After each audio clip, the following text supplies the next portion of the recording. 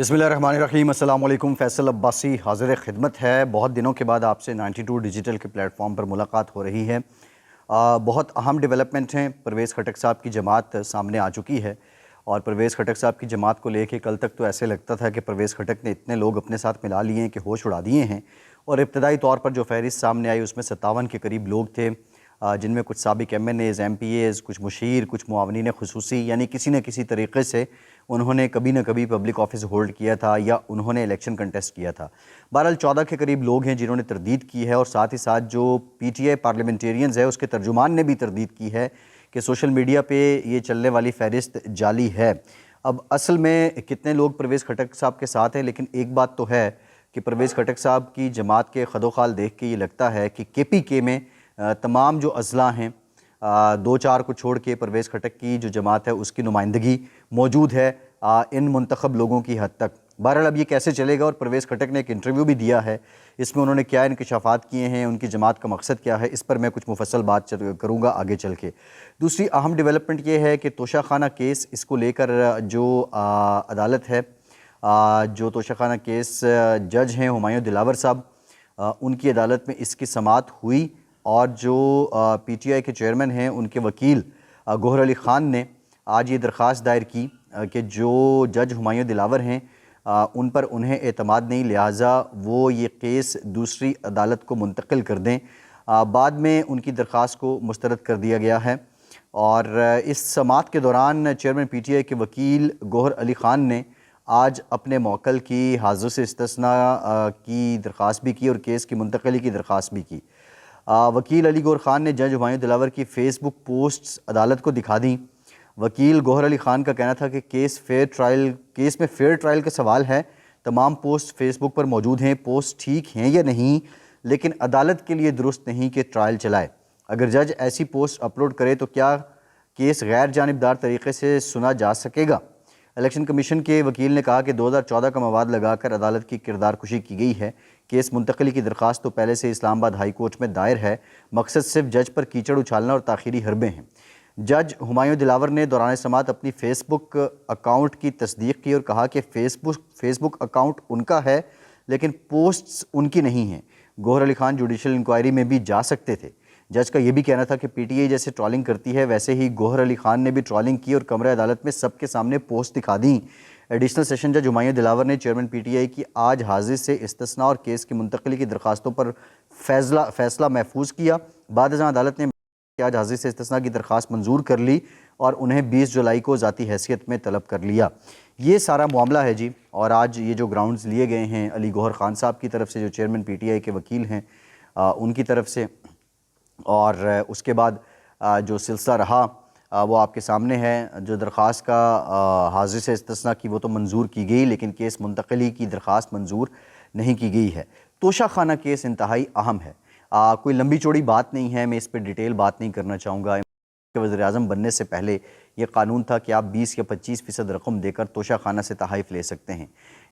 जब वज़ीर-ए-आज़म बने तो उन्होंने कानून में बुनियादी तौर पर 2 तब्दीलियाँ की।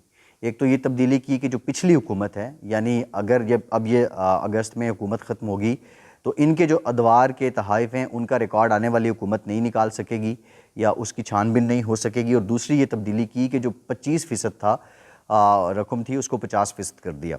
अब मामला घड़ियों का है और तहाइफ का है।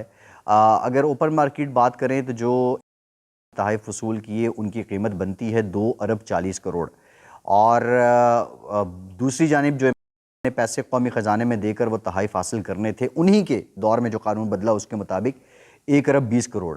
लेकिन ये जो घड़ियाँ थीं और बिलखुसूस जो मोहम्मद बिन सलमान ने घड़ी दी थी उसको अंडर असेस किया गया। अंडर असेसमेंट को बुनियाद बनाते हुए जो चेयरमैन PTI थे उनकी जानिब से इसकी जो कीमत है इन घड़ियों की वो लगवाई गई कोई तकरीबन 1 करोड़ 80 लाख रुपए, और इस तरह उसका 50% यानी 90 लाख रुपए देकर उन्होंने वो घड़ियाँ अपने पास रख लीं। यानी 2 अरब 40 करोड़ का माल आपने 90 लाख में ले लिया और फिर उसके बाद उसको फ़रोख्त भी कर दिया, और सुनने में आ रहा है कि फ़रोख्त भी जो है वो उन्होंने कम कीमत पे किया है। बहरहाल ये अंडर असेसमेंट का केस है, बहुत सिंपल सा केस है। अगर मैं सादा अल्फाज में आपको समझा सकूँ, ये मोबाइल फ़ोन है, अगर इसकी कीमत 1 लाख रुपए है और ये तोशाखाना में पड़ा हुआ है اور اوپن مارکیٹ میں اگر میں اس کو اسیس کرواتا ہوں یا ریئل مارکیٹ میں کرواتا ہوں تو وہ 1 لاکھ روپے بتاتے ہیں. لیکن میں کسی جاننے والے کو کہتا ہوں کہ آپ اس کی اسیسمنٹ 10,000 کر دیں اور اس کی ایک رسید بنا دیں اور اس کے بعد میں 5,000 توشہ خانہ میں دیتا ہوں اور پھر یہ میں اپنے پاس رکھ لیتا ہوں. یہ سمپل ایسا ہی کیس ہے, ایسا ہی معاملہ ہے. دوسری جانب جو انتہائی اہم بات ہے, پرویز خٹک صاحب کی جو جماعت سامنے آئی ہے, پی ٹی آئی پارلیمنٹیرینز, اس کو لے کر پرویز خٹک صاحب نے کچھ انکشافات کیے ہیں.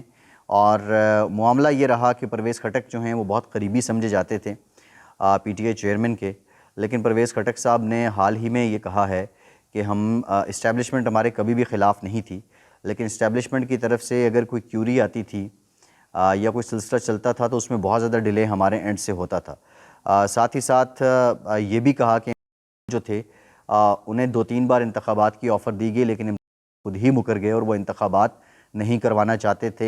یہ جو میلہ لگا تھا کیونکہ پاپولیرٹی ان کی کمزوری تھی, وہ اس پاپولیرٹی کو کیش کرنا چاہتے تھے. پرویز خٹک نے یہ بھی کہا کہ ان کے سینے میں بہت سے راز دفن ہیں, وقت آنے پر وہ کھولیں گے.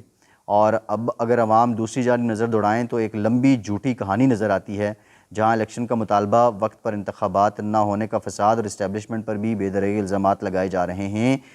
پرویز خٹک نے انتہائی سنگین بات کی ہے. انہوں نے کہا کہ جو پی ٹی آئی چیئرمین ہیں ذاتی مفادات اور دشمن ممالک کے اعلی کار بن کر بہت آگے نکل چکے ہیں جہاں سے واپسی اب شاید ناممکن ہے.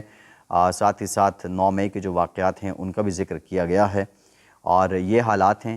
لیکن سوال یہ ہے کہ پرویز خٹک صاحب اب الیکشن اگر اکتوبر نومبر میں ہوتے ہیں, پرویز خٹک صاحب اور جہانگیر ترین صاحب کیا اپنی جماعت کی تنظیم اتنی بنا لیں گے, ان کے پاس اتنے وہ قابل ہو جائیں گے, ان کی جماعت اتنی جاندار ہو جائے گی کہ وہ الیکشن میں مقابلہ کرے اور مقابلہ کر کے جو ہے وہ واضح ایک سبقت لے سکیں یا واضح برتری لے سکیں؟ بہرحال یہ تو وقت بتائے گا, لیکن ابھی بہت کچھ کرنا ہوگا. آج لاہور میں استحکام پاکستان کے جھنڈے تو ہمیں ہر جگہ نظر آ رہے ہیں.